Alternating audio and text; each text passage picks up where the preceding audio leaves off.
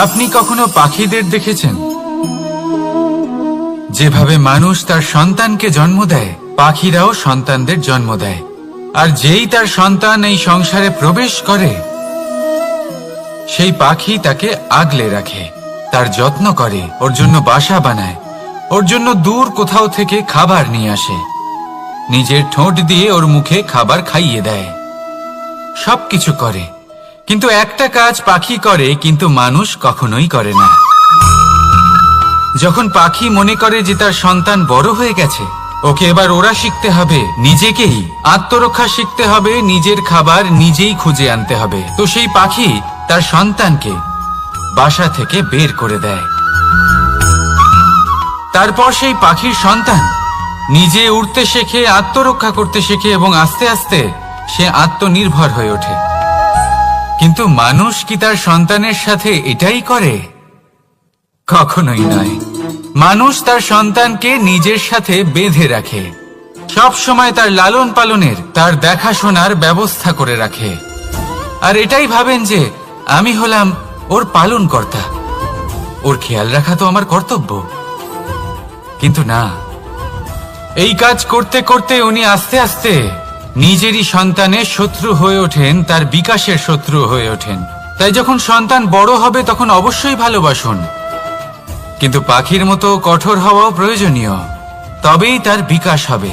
ওকে নিজের কষ্ট নিজেকেই সহ্য করতে দিন, শিখতে দিন জীবনের অনুভূতি কেমন, তবেই তার বিকাশ হবে। নয়তো সেই সন্তান আজীবন আপনার জন্য বোঝা হয়ে থাকবে, আর আপনি তার বিকাশের পথে আজীবন বাধা হয়ে থাকবেন। আর আমার মনে হয় না আপনি সেটা চাইবেন, তাই তো? আসুন আমার সাথে ভালোবেসে বলুন রাধা রাধা। লক্ষ্য, পথ আর সাফল্য, এই তিনটেই একে অপরের সাথে জড়িত, কিন্তু অনেকবার মানুষ এদের ঠিকভাবে বুঝতে পারেন না। তারা ভাবেন যে যেরকম লক্ষ্য হবে সেরকমই পথ হবে, সেই মতোই লক্ষ্য কঠিন হলে পথ কঠিন হবে, লক্ষ্য সরল হলে পথও সরল হবে। যদি আপনাকে আসল সত্যের সাথে অবগত করাই, তাহলে দেখবেন সবকিছুই এর উল্টো। লক্ষ্য নিজের পথ বানায় না, পথ সেটাই যেটা আপনি স্বয়ং নির্বাচন করে আপনি নিজে বানান। সেই অনুসারেই আপনি আপনার লক্ষ্যে পৌঁছতে পারবেন। সেই জন্য জীবনে যখনই লক্ষ্যে পৌঁছানোর পথের বিষয়ে আপনি কোনো সিদ্ধান্ত নেবেন, তাহলে তা ভেবে চিন্তে নেবেন, কারণ এই পথ অত্যন্ত গুরুত্বপূর্ণ। পথ যদি শুভ হয়, তাহলে লক্ষ্য আপনা থেকেই শুভ হয়ে যায়। তাহলে আসুন আমার সাথে ভালোবেসে বলুন রাধা রাধা। এই সংসারে সাফল্য লাভ করার জন্য জ্ঞানের প্রয়োজন হয়, পরিশ্রমের প্রয়োজন হয়, দৃঢ় নিষ্ঠার প্রয়োজন হয়, নিরন্তর চেষ্টা করা প্রয়োজনীয়। কিন্তু আরো কিছু আছে যা অত্যন্ত প্রয়োজনীয় এবং গুরুত্বপূর্ণ, তা হলো ভালো বন্ধু। তাদের থাকা অত্যন্ত প্রয়োজনীয়। যদি ভালো বন্ধু থাকে, তাহলে সময় এলে তারা ঢাল হয়ে আপনাকে সুরক্ষা করবেন, সময় এলে অস্ত্রের মতো শত্রুকে সংহারও করবেন।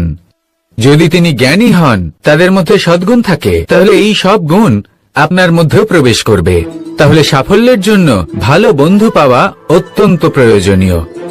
কিন্তু শুধু বন্ধু কেন, ভালো শত্রুও থাকা প্রয়োজনীয়। এবার আপনি ভাববেন, এ আমি কি বললাম? যদি আপনার জীবনেও ভালো অর্থাৎ শক্তিশালী শত্রু থাকে, তাহলে আপনিও শক্তিশালী হতে থাকবেন। এই শত্রু আপনাকে প্রেরিত করবে আরো বেশি শক্তিশালী হয়ে ওঠার। কখনো কোনো হরিণকে দেখুন, তীব্র গতিতে দৌড়তে থাকে। কেন তীব্র গতিতে দৌড়য়? এই কারণে নয় যে কোথাও তার জন্য মধুর ঘাস অপেক্ষা করে রয়েছে, না, সে এই কারণে তীব্র গতিতে দৌড়য় কারণ সেটা না করলে তার পেছনে একটি সিংহ আছে যে ওকে নিজের ভোজন করে ফেলবে। তাই জীবনে বিপদ, সংকট, এই সবকিছুও হলো অত্যন্ত গুরুত্বপূর্ণ। তার সম্মুখীন হতে শিখুন আর আমার সাথে ভালোবেসে বলুন রাধা রাধা। ধৈর্য, এই ধৈর্য কি কোনো গুণ, কোনো অনুভূতি, কোনো দৃষ্টিভঙ্গি? ধৈর্য এক বাহন। আপনি হয়তো ভাবছেন এ কেমন বাহন? বাহন তো ঘোড়া হতে পারে, হাতি হতে পারে, উটও হতে পারে, কিন্তু ধৈর্যকে বাহন বানানো মানে? চলুন আপনাকে একটা কথা বোঝাই। পৃথিবীতে এমন কোনো বাহন নেই যে তার আরোহীকে আছড়ে ফেলেনি। সেটা উট হোক বা হাতি হোক বা ঘোড়া হোক, চলতে চলতে কখনো নড়বড় করেই বসে। তারপর সেই আরোহী পরে কারোর পায়, তারপর পরে তার নিজের নজরে। কিন্তু ধৈর্যরূপী বাহন কখনো কাউকে ফেলে না, কখনো না।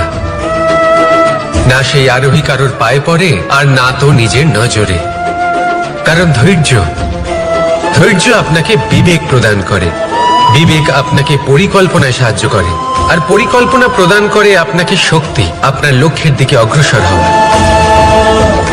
বুঝলেন? ধৈর্যকে সঙ্গে রাখুন, নিজেকে আরো ধৈর্যশীল করে তুলুন। এই ধৈর্যের সাহায্যে আরোহণ করে দেখুন কিভাবে এই বাহন আপনাকে আপনার গন্তব্যে পৌঁছে দেবে। রাধা রাধা।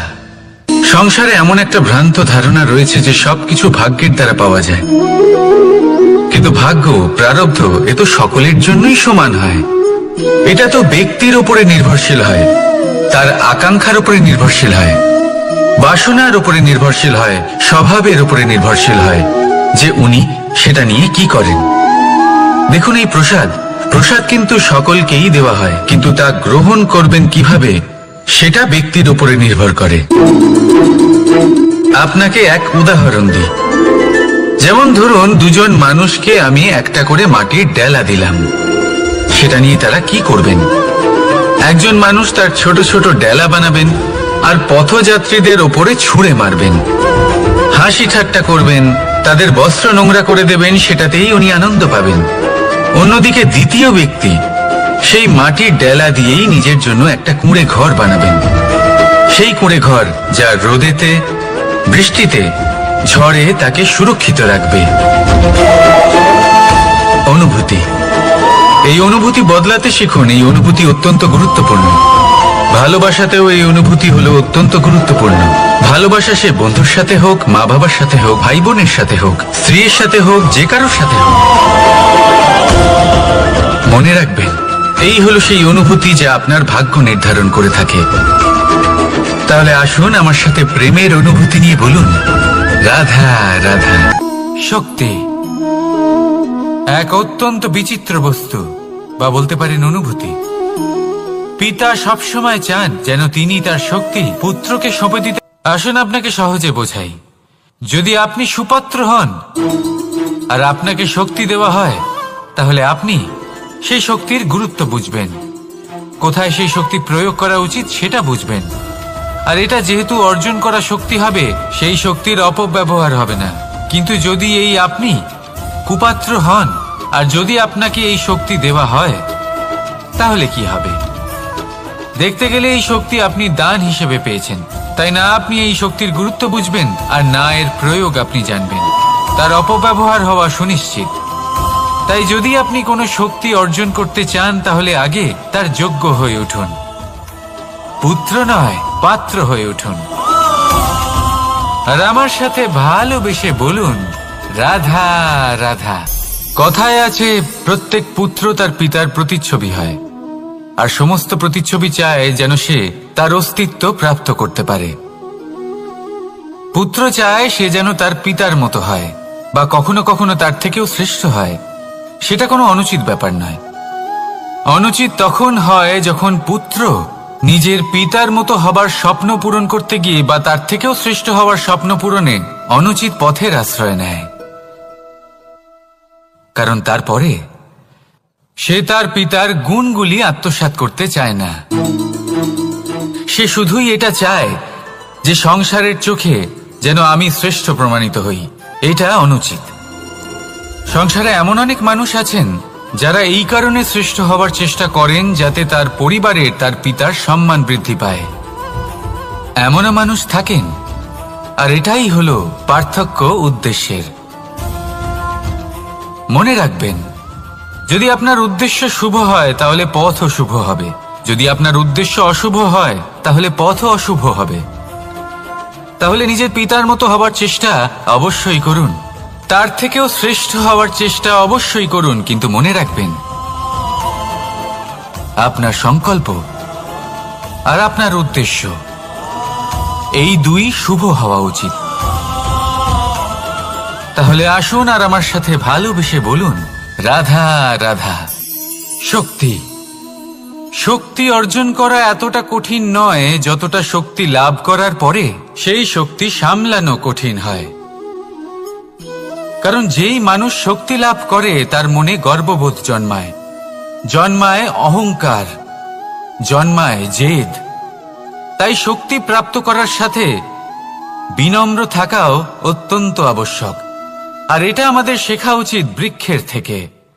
বৃক্ষ যা আমাদের ফল দেয়, বৃক্ষ যা যত ফল দেয় ততটাই ঝুঁকে যায়। আমরা পাথর মারি ওই বৃক্ষের থেকে ফল প্রাপ্ত করার জন্য। সেই পাথরের মার সহ্য করেও বৃক্ষ আমাদের ফল দেয়। কোনো গর্ববোধ নেই, কোনো অহংকার বোধ নেই, আর সেই জন্য এই বৃক্ষের পুজো করা হয়। এটাই হলো মাহাত্ম্য শক্তির সাথে বিনম্রতার। যদি এই শক্তি সৃজন করে থাকে, সাহায্য করে থাকে, সম্বল হয়ে থাকে, তবেই সেই শক্তি উপযুক্ত। আর নয়তো সেই শক্তি একদিন আপনাকে আসক্ত অবশ্যই করবে। তাহলে শক্তি অবশ্যই অর্জন করুন, কিন্তু তার সাথে সেই শক্তি সামলানোর মতো বিবেকও আপনাকে অবশ্যই জাগ্রত করতে হবে। তাহলে আসুন আমার সাথে ভালোবেসে বলুন, রাধা রাধা। অহংকার অত্যন্ত বলশালী হয়। এই অহংকার মানুষকে কখনো নত হতে দেয় না। অদ্ভুত ব্যাপার, এই অহংকার যা মানুষকে কখনো নত হতে দেয় না, সেটাই তার পতনের কারণও হয়ে দাঁড়ায়। যেখানে মানুষ এটা ভাবতে শুরু করে যে শুধুমাত্র সেই যোগ্য, সেখান থেকেই তার পতনের আরম্ভ। ঠিক কিনা? দেখুন, যদি কোনো মানুষ এটা ভাবে যে আমি এই সব কিছু করতে পারি, তাহলে তা হলো বিশ্বাস। কিন্তু যদি সে এটা ভাবতে থাকে যে শুধুমাত্র আমি এই কাজ করতে পারি, তাহলে তা হলো সেই ব্যক্তির অহংকার। আর এটা আপনাকে বিনাশের দিকে অবশ্যই নিয়ে যাবে। মনে রাখবেন, যখন আমি আর শুধুমাত্র এই দুই এক হয়ে যায়, সেখান থেকে আপনার পতনের সূত্রপাত হবেই। তাই আপনি কখনোই এই অহংকারের চক্রব্যূহে ফেঁসে যাবেন না। বিশ্বাস রাখুন নিজের ওপর এবং অন্যের ওপরও। আর মনে রাখবেন, বিশ্বাসের মধ্যে বিশ্বের প্রত্যেকটা বস্তু বসবাস করে। তাই এই অহংকারকে ত্যাগ করে ফেলুন আর আত্মবিশ্বাসের ওপর মনোসংযোগ করুন। আর আমার সাথে ভালোবেসে বলুন, রাধা রাধা। মানুষ নিজের জীবনে ঈশ্বরকে খুব মান্য করে, ওনার জন্য কি না করে। ভিন্ন ভিন্ন নামে তাকে স্মরণ করে, তাকে পুজো করে, তার আরাধনা করে। সে জানে যে ঈশ্বর তাকে শক্তি অবশ্যই দেবেন, তাকে সাহায্য অবশ্যই করবেন। কিন্তু যখন প্রশ্ন আসে গুরু এবং ঈশ্বরের, তখন গুরুর মান কখনো কম হওয়া উচিত নয়। কারণ সত্যি বলতে কি, গুরুই হলেন সেই সিঁড়ি যা বেয়ে আপনি ঈশ্বরের কাছে পৌঁছানোর পথ খুঁজে পাবেন। সেই পথ আপনি গুরুর থেকেই পাবেন। গুরু না থাকলে আপনি কখনো ঈশ্বর লাভ করতেই পারবেন না। আর জীবনে অনেক সময় লক্ষ্যের থেকেও অনেক বেশি গুরুত্বপূর্ণ হলো পথ। তাই এই পথের সম্মান করতে শিখুন, অর্থাৎ গুরুকে সম্মান করতে শিখুন। কারণ গুরুই হলেন পরমেশ্বর। তাহলে আসুন আর আমার সাথে ভালোবেসে বলুন, রাধা রাধা। আপনার জীবনে আপনার প্রকৃত বন্ধু আসলে কে? আপনার সব থেকে শ্রেষ্ঠ মিত্র আসলে কে? তিনি যিনি সময় এলে পরে আপনাকে সাহায্য করেন, নাকি তিনি যিনি সময় এলে পরে আপনাকে অর্থ দেন? দেখুন, আমরা হলাম মানুষ, আমাদের জীবনে লেনদেন চলতেই থাকে। এটা আমাদের জীবনের অভিন্ন অংশ। কিন্তু অনেক সময় এমন হয় যে আমরা তাকেই নিজের প্রকৃত বন্ধু বলে মনে করি, যিনি আমাদের একটা বহুমূল্য উপহার দেন। ঠিক কিনা? এবার আপনার জীবনে সেই বহুমূল্য উপহার কোনটা, ওই অমূল্য মিত্র আসলে কে, সেই সিদ্ধান্ত হলো আপনার। কিন্তু যদি আপনি আমাকে জিজ্ঞেস করেন, তাহলে আমার মতে স্বর্ণ, হিরে, মুক্ত, ধন এগুলো বহুমূল্য নয়।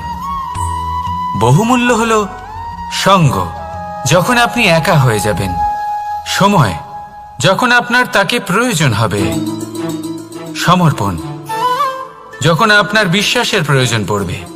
যে মানুষ আপনার প্রতি এই 3 গুণ প্রদর্শন করেন, যিনি আপনার কঠিন সময়ে আপনাকে অবশ্যই সঙ্গ দেবেন, যখন আপনার প্রয়োজন পড়বে আপনাকে অবশ্যই সময় দেবেন, আপনার প্রতি সম্পূর্ণ সমর্পিত থাকবেন, সেই হলো আপনার আসল মিত্র, সেই হলো আপনার প্রকৃত বন্ধু। কারণ সত্যি বললে, বন্ধুত্বের অর্থই হলো নিজেকে সম্পূর্ণরূপে কারোর কাছে সমর্পণ করে দেওয়া। তাই আপনার সেই বন্ধুর জন্য নিজের প্রাণ উজাড় করে দিন, আর ভালোবেসে বলুন, রাধা রাধা। সংকট, সমস্যা, বিপদ এগুলো তো সকলের জীবনেই আসে। অনেক সময় এমন হয় যে মানুষের জীবনে যখন এমন কোনো বিপদ আসে, তখন সে ভয়ভীত হয়ে পড়ে, চিন্তিত হয়ে পড়ে, নিরাশ হয়ে যায়। কিন্তু আমি আপনাকে একটা সত্যি কথা বলি, যে আমাদের ব্যক্তিত্বের বিকাশের জন্য, আমাদের নিজেদের লক্ষ্যে পৌঁছে দেবার জন্য এই সংকট, এই সমস্যা এগুলো অত্যন্ত গুরুত্বপূর্ণ। আর এর উদাহরণ আমি নয়, বরং প্রকৃতি স্বয়ং দেবে। আপনি নিজেই ধরিত্রী মাতাকে দেখে নিন। ধরিত্রী মাতা সূর্যের তাপ সহ্য করেন কেন? যাতে পৃথিবীতে যে জল রয়েছে তা বাষ্পে পরিণত হয়ে ওপরে উঠে মেঘ হয়, আর পৃথিবীতে বর্ষা হয়ে ফিরতে পারে, নতুন জীবন দান করে। আর অন্যদিকে পাতা ঝরার মরশুমে কোনো বৃক্ষকে দেখুন, পাতা ঝরার মরশুমে সমস্ত পাতা ঝরে যায়, তারপরে সেই গাছে নবনির্মাণ হয়, নতুন পাতা জন্মায়, সেই গাছ আবার ভরে ওঠে, সবুজে সবুজ হয়ে ওঠে। সেইভাবেই আপনার জীবনেও সংকট এবং সমস্যা এগুলো তো আসতেই থাকবে, কিন্তু আপনার এগুলিকে ভয় পেলে চলবে না, পিছু হটলে চলবে না, নিরাশ হলে চলবে না, বরং দৃঢ়তার সাথে, সাহসের সাথে তার সম্মুখীন হতে হবে। যদি আপনি এটা করতে শিখে যান, তাহলে আপনি দেখবেন যে এই সমস্যা, এই সংকট, এই বিপদ আপনাকে শক্তি প্রদান করবে। আসুন আমার সাথে ভালোবেসে বলুন, রাধা রাধা। প্রকাশ কার মধ্যে থাকে? সূর্য। শীতলতা কার মধ্যে থাকে? চন্দ্রমার মধ্যে। এবার যদি সূর্যের মধ্যে প্রকাশ না থাকে কি হবে? অন্ধকার। যদি চন্দ্রমার মধ্যে শীতলতা না থাকে তাহলে কি হবে? মহা অন্ধকার। সবকিছু অন্তরে আছে, শুভভাব আর সত্যতা প্রত্যেকটা মানুষের অন্তরের মধ্যে থাকবেই থাকবে। যদি এটা না থাকে তাহলে জেনে রাখুন কিছুই নেই। যেমন একটা প্রদীপ যা জ্বলছে, যা প্রকাশ দিচ্ছে, অন্ধকারে আমাদের পথ প্রদর্শন করছে। কেন জ্বলে? কারণ ওর মধ্যে একটা সলতে আছে যা জ্বলছে। সলতে কেন জ্বলে? কারণ তার ভিতর ঘি আছে যা ওই সলতেকে জ্বলতে সাহায্য করে। সবকিছুই আমাদের মনের ভিতরেই রয়েছে, ভালো ভাব এবং সততাও। এই নিয়েই কর্ম করতে থাকুন আর জীবনের সামনে এগোতে থাকুন। সমস্ত জীবন আলোকিত হয়ে উঠবে। আসুন আর আমার সাথে ভালোবেসে বলুন, রাধা রাধা। পৌঁছানো অত্যন্ত কঠিন হয়। কেউ ভাবেন যে কেন এত কঠিন হয়, কেন এত কষ্ট করতে হয় লক্ষ্যে পৌঁছানোর জন্য। এই লক্ষ্য সরলভাবে কেন আমার কাছে চলে আসে না? চলুন আপনাকে একটা কথা বলি। যদি আপনার লক্ষ্য কঠিন না হয় তাহলে তাকে পাওয়া আপনার পক্ষে অসম্ভব হয়ে উঠবে। লক্ষ্যে পৌঁছানোর এই রাস্তায় আপনি যে কড়া রোদের সম্মুখীন হন, যার থেকে আপনি দূরে পালাতে চান, সেই রোদ আপনাকে প্রেরণা যোগায় যে আপনি এগোতে থাকুন। ভাবুন একজন যাত্রী যে কিনা নিজের লক্ষ্যের দিকে যাচ্ছেন, সেই পথে উনি যদি একটু ছায়া পেয়ে যান আর উনি ওখানে বিশ্রাম নেন, তাহলে তার সাথে তার ভাগ্য গভীর নিদ্রায় সেখানে বিলীন হয়ে যায়। তাই পরিশ্রমের করা রোদের থেকে কখনো দূরে পালাবেন না। জীবনে শুধু সামনে এগোতে থাকুন দৃঢ়তার সাথে। আর লক্ষ্য সরল হোক, কঠিন হোক বা অত্যাধিক কঠিন হোক, একটা কথা মনে রাখবেন, যে জীবনের লক্ষ্যে পৌঁছতে পেরেছে সে লক্ষ্য প্রাপ্তির জন্য আফসোস কখনোই করে না। রাধা রাধা। এই সংসারে সাফল্য লাভ করার জন্য জ্ঞানের প্রয়োজন হয়, পরিশ্রমের প্রয়োজন হয়, দৃঢ় নিষ্ঠার প্রয়োজন হয়, নিরন্তর চেষ্টা করা প্রয়োজনীয়। কিন্তু আরো কিছু আছে যা অত্যন্ত প্রয়োজনীয় এবং গুরুত্বপূর্ণ। তা হলো ভালো বন্ধু। তাদের থাকা অত্যন্ত প্রয়োজনীয়। যদি ভালো বন্ধু থাকে তাহলে সময় এলে তারা ঢাল হয়ে আপনাকে সুরক্ষা করবেন। সময় এলে অস্ত্রের মতো শত্রুকে সংহারও করবেন। যদি তিনি জ্ঞানী হন, তাদের মধ্যে সদ্গুণ থাকে, তাহলে এই সব গুণ আপনার মধ্যেও প্রবেশ করবে। তাহলে সাফল্যের জন্য ভালো বন্ধু পাওয়া অত্যন্ত প্রয়োজনীয়।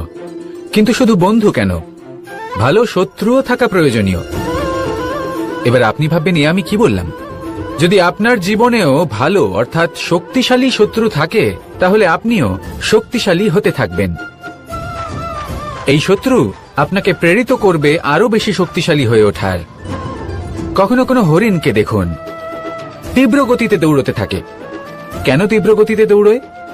এই কারণে নয় যে কোথাও তার জন্য মধুর ঘাস অপেক্ষা করে রয়েছে, না। সে এই কারণে তীব্র গতিতে দৌড়য় কারণ সেটা না করলে তার পেছনে একটি সিংহ আছে যে ওকে নিজের ভোজন করে ফেলবে। তাই জীবনে বিপদ, সংকট, এই সবকিছুও হলো অত্যন্ত গুরুত্বপূর্ণ। তার সম্মুখীন হতে শিখুন আর আমার সাথে ভালোবেসে বলুন, রাধা। লক্ষ্যে পৌঁছানো অত্যন্ত কঠিন হয়। কেউ ভাবেন যে কেন এত কঠিন হয়, কেন এত কষ্ট করতে হয় লক্ষ্যে পৌঁছানোর জন্য।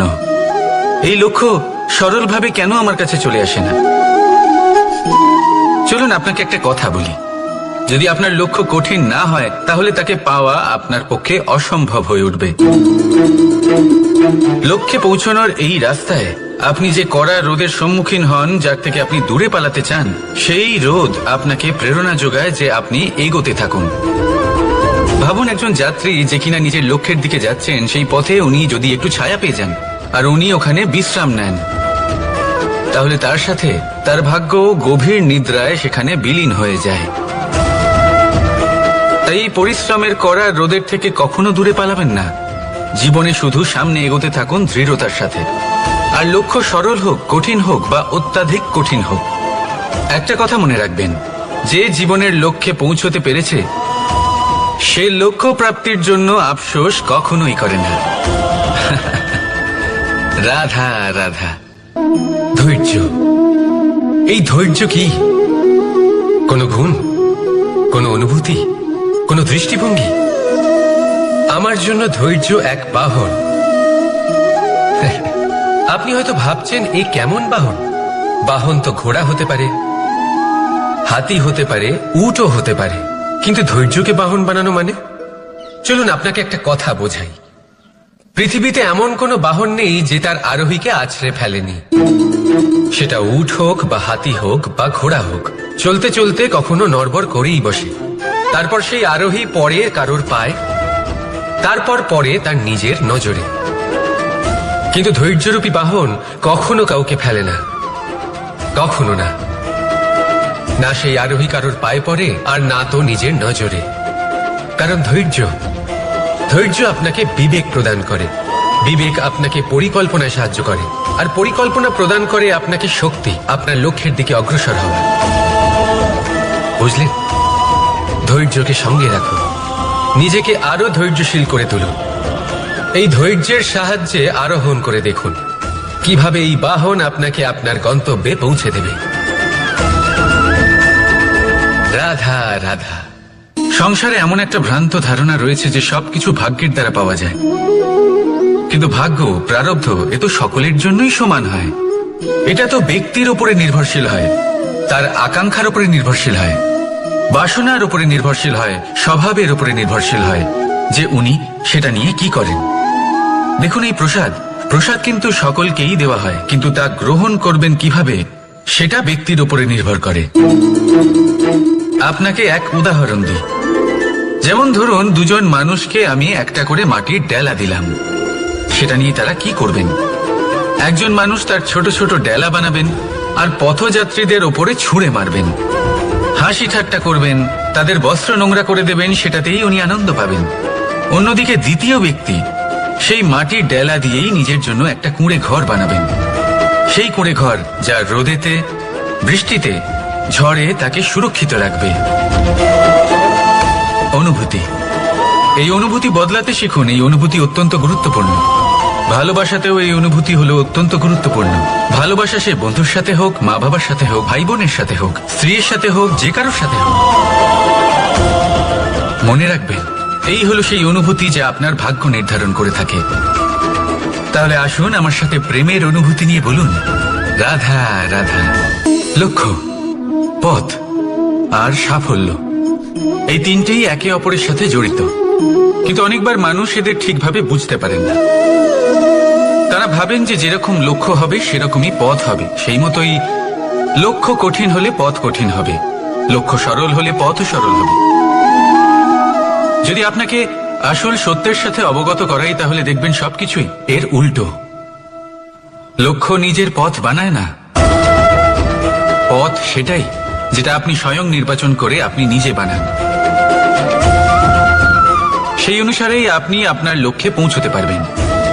সেই জন্য জীবনে যখনই লক্ষ্যে পৌঁছানোর পথের বিষয়ে আপনি কোনো সিদ্ধান্ত নেবেন, তাহলে তা ভেবে চিন্তে নেবেন, কারণ এই পথ অত্যন্ত গুরুত্বপূর্ণ। পথ যদি শুভ হয়, তাহলে লক্ষ্য আপনা থেকেই শুভ হয়ে যায়। তাহলে আসুন আমার সাথে ভালোবেসে বলুন, রাধা রাধা। ভাগ্য আর কর্ম, এই দুই এমন শব্দ যাকে ঘিরে সমগ্র সংসার। কেউ বলে আমার ভাগ্যে এটা ছিল না, যা পেলে আমার জীবন অন্যরকম হতো। কেউ বলে আমার গত জন্মের কর্ম নিশ্চয়ই এমন ছিল, যে কারণে এই জন্মে এরকম ভাগ্য পেয়েছি আমি। এসব বাদ দিন আর একবার শান্ত চিত্তে ভাবুন। আপনি বুঝতে পারবেন যে ভাগ্য আর কর্ম এই দুই এই জন্মের। তফাৎ শুধুমাত্র এটাই যে যদি ভাগ্যের কথা বলা হয়, তাহলে আপনি এই ভাগ্যের থেকে যত বেশি আশা করবেন, তত বেশি নিরাশ হবেন আপনি, কারণ এই আশা আপনাকে কর্ম করা থেকে আটকায়।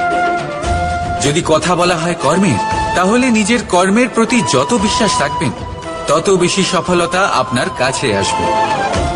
তাই একটা কথা মনে রাখবেন, ভাগ্য আপনার কর্ম নির্ধারণ করে না, কিন্তু আপনার কর্ম আপনার ভাগ্যকে অবশ্যই নির্ধারণ করে। রাধা রাধা নাম কত সাধারণ একটা বিষয়। প্রত্যেক মানুষ যে জন্ম নেয়, তাকে একটা নাম দেওয়া হয়, যা সে পেয়ে থাকে তার মাতা পিতার দ্বারা, না হলে তার গুরুর দ্বারা, বা কোনো আত্মীয়ের দ্বারা, বা কোনো কাছের মানুষের দ্বারা। এই নামের সাথেই সে আস্তে আস্তে বেড়ে ওঠে। কিন্তু এটাই কি সেই নাম? এই নামই কি সবকিছু? কখনোই নয়। একটা নাম সেটা যা আপনি জন্মের সময় লাভ করেন, যে নামে আপনি কর্মের পথে অগ্রসর হন। আরও একটা নাম সেটা যা আপনি আপনার কর্মের দ্বারা অর্জন করেন, আর এই নামেই আপনাকে সবাই যুগ যুগ ধরে মনে রাখে। আপনার আসল নাম সেটা নয় যা আপনাকে জন্মের সময় দেওয়া হয়েছিল। আপনার আসল নাম সেটা যেটা আপনি আপনার কর্ম দ্বারা লাভ করেছেন, কারণ সেই লাভের পেছনে প্রচুর প্রয়াস লুকিয়ে থাকে, অনেক পরিশ্রম লুকিয়ে থাকে। কিন্তু যদি আপনি চান যে মানুষ আপনার নাম মনে রাখে, তাহলে আপনাকে কর্মের পথে অগ্রসর হতেই হবে, শুভ কর্ম করতে হবে, অনর্গল চেষ্টা করে যেতে হবে, মহান কাজ করতে হবে। আর বিশ্বাস করুন, আপনি একটা মহান নামের ফল অবশ্যই লাভ করবেন। রাধা রাধা। আমি এখানে একা এই বনে বসে আছি, বাঁশি বাজাচ্ছি। কার জন্য? কে আছেন এখানে? কেউ নেই। আমার প্রজা, আমার রাজ্য, আমার পরিবার আমার থেকে অনেক দূরে আছেন। আমি এখানে একা এই বনে বসে এই আকাশের এই রঙের, গাছের এই সব ফলের, মাটির সুবাসের আনন্দ উপভোগ করছি। কেন? আমি হলাম দ্বারকাধীশ। এমন কি রাজকীয় বা ভৌতিক সুখ রয়েছে যে আমি ওখানে পেতে পারি না? সবকিছুই পেতে পারি, তাও এখানে বনে একা বসে আছি। কোন সুখ খুঁজে চলেছি? একা থাকার সুখ। আমরা প্রত্যেকদিন অনেক মানুষের সাথে, চিন্তাধারার সাথে, কর্মের সাথে, পরিস্থিতির সাথে, সুখ দুঃখের দ্বারা বেষ্টিত থাকি। জীবনের এই চক্রে আমরা জড়িয়ে পড়তে থাকি। যতই আমরা এই সমস্যার সমাধান করি, আমরা ততই এতে জড়িয়ে পড়ি। আমরা এতটাই জড়িয়ে পড়ি যে যখন আমরা আয়নায় নিজেদের দেখি, তখন আমরা নিজেদের চিনতেই পারি না। এমন মনে হয় যেন আমরা নিজেদের হারিয়ে ফেলেছি। সেই জন্য প্রত্যেক দিন আপনি কিছু সময় নিজের সাথে কাটান একান্তে। এটা অত্যন্ত আবশ্যক। নিজের অস্তিত্বের গভীরে গিয়ে দেখতে শিখুন, নিজেকে বুঝুন। অদ্ভুত শান্তির অনুভূতি হবে।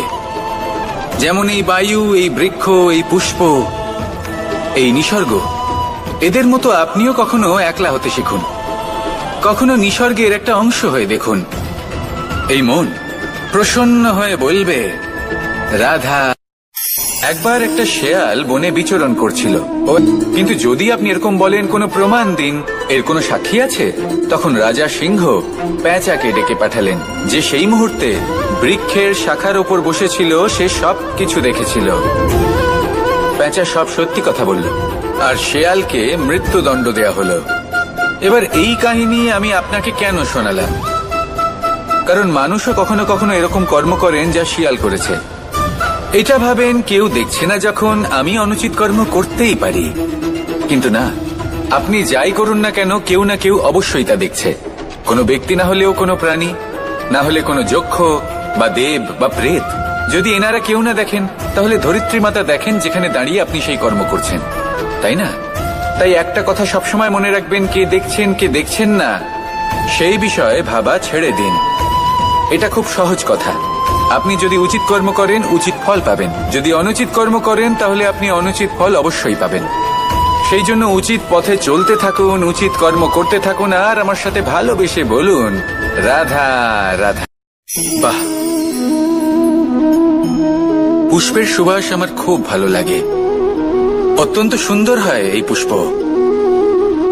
এইভাবে চারিদিকে পুষ্প দেখে মন আনন্দিত হয়ে ওঠে।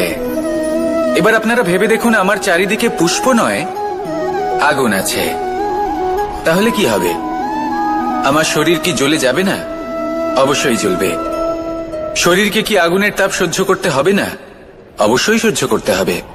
এটাই হলো প্রকৃতির নিয়ম। এই নিয়ম কিন্তু আমরা সবাই জানি, কিন্তু আমাদের মধ্যে বেশিরভাগ মানুষ এই বিভ্রান্তি নিয়ে বাঁচি যে এই যে প্রকৃতির নিয়ম, তা আমার ওপর প্রযোজ্য নয়। তা কিন্তু নয়। আমাদের চতুর্দিকে এই যে নিসর্গ রয়েছে, আমরা তার কতটা ক্ষতি করি সেটা একবার ভেবে দেখুন। আমরা বনাঞ্চল জ্বালিয়ে দিই, বায়ু দূষিত করি, জল দূষিত করি, প্রাণীদের হত্যা আমরা করি। কেন? এই নিসর্গ আমরা নষ্ট করি, যদিও আমরা জানি যে আমরাও হলাম এই নিসর্গেরই অংশ। এবার দেখুন, শরীরের কোনো অংশে যদি আগুন ধরান, আস্তে আস্তে সমস্ত শরীরও জ্বলে যাবে। সেইভাবেই নিসর্গ যদি নষ্ট হয়ে যায়, তাহলে মনুষ্য জাতিও নষ্ট হয়ে যাবে। তাই এই যে নিসর্গ আপনি দেখছেন, এই পুষ্প, এই বৃক্ষ, বায়ু, জল, এদের সকলকে রক্ষা করুন, নষ্ট নয়। মনে রাখবেন, যদি নিসর্গ থাকে মানুষ থাকবে, যদি নিসর্গ থাকে তাহলেই জীবন থাকবে। আসুন আমার সাথে ভালোবেসে বলুন, রাধা রাধা। কারই না পছন্দ বলুন তো? অত্যন্ত সুস্বাদু হয় এই মধু, মিষ্টি খেতে হয় এবং তা শক্তিও প্রদান করে, এবং প্রত্যেকটি মিষ্টি পদার্থের মতোই এতেও খুব তাড়াতাড়ি পিঁপড়ে ধরে যায়। অন্যদিকে যদি নুনকে দেখি, তাহলে বছরের পর বছর রাখলেও এতে পিঁপড়ে ধরে না। এবার যদি কথা বলি বন্ধুত্বের, তাহলে বন্ধুত্ব নুনের মতো হওয়া উচিত, মধুর মতো নয়। যারা সামনে এলে শুধুমাত্র মধুর মধুর কথা বলবে, পরে এতে পিঁপড়ে ধরে যাবে, এটা নুনের মতো হওয়া উচিত। প্রকৃত বন্ধু হলো সে যে সময় এলে পরে আপনার সামনে আপনার প্রকৃত সত্য তুলে ধরবে, তা সে যতই কঠিন হোক না কেন। আপনার দোষ, আপনার অপগুণ, আপনার খামতি আপনাকে বলতে পারবে, যাতে আপনি সেগুলো শুনে মেনে নিয়ে তারপর নিজেকে শুধরোতে পারেন। এটাই হলো প্রকৃত বন্ধুত্ব। কখনো নিজের জীবনের আশেপাশে মন দিয়ে দেখবেন, অনেক সময় এমন মানুষ থাকেন, অনেক বন্ধু থাকেন, যাদের দেখে আমাদের মনে হয় যে এনারা খুব কঠোর, এনাদের কথা খুব কটু। কিন্তু বেশিরভাগ এমন মানুষের মনটা যদি বুঝতে পারেন, তাহলে দেখবেন তাতে কোনো মালিন্য নেই, এনাদের মন অত্যন্ত পবিত্র হয়। যদি আপনার জীবনেও এমন কোনো ব্যক্তি থেকে থাকে, এমন বন্ধু থাকে, তাহলে তাদের আগলে রাখুন আর আমার সাথে ভালোবেসে বলুন, রাধা রাধা। যতক্ষণ আমরা এই সংসারে জীবিত, ততক্ষণ আমাদের সাথে সবকিছু থাকে, আমাদের ধন, সুখ স্বাচ্ছন্দ্য, আমাদের মিত্রগণ, আমাদের পরিবার, এই সমাজ, এই সবকিছু আমাদের সাথে থাকে। যেদিন আমরা এই সংসারকে ত্যাগ করব, এদের মধ্যে কেউ আমাদের সাথে যাবে না, না ধন, না স্বাচ্ছন্দ্য, না সম্পত্তি। এই সকল মানুষ, এই সমাজ, এরা শুধুমাত্রই শ্মশান পর্যন্ত আমাদের সাথে থাকতে পারবেন।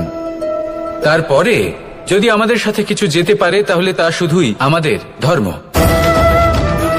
আর এই সংসারে আমরা নিজেদের যে সুনাম রেখে যাই, সেটা সম্ভব শুধুমাত্র কর্মের দ্বারা। সেই জন্য সংসারে যতদিন পর্যন্ত জীবিত আছেন, যদি কিছু অর্জন করতে চান, তাহলে ধর্ম অর্জন করুন, ধর্মের বিষয়ে স্পষ্টতা অর্জন করুন এবং কর্ম অর্জন করুন। এটাই হবে আপনার অতীত এবং এটাই হবে আপনার ভবিষ্যৎ, এবং এটাই সকলকে প্রেরণা প্রদান করবে। আসুন আমার সাথে ভালোবেসে বলুন, রাধা রাধা।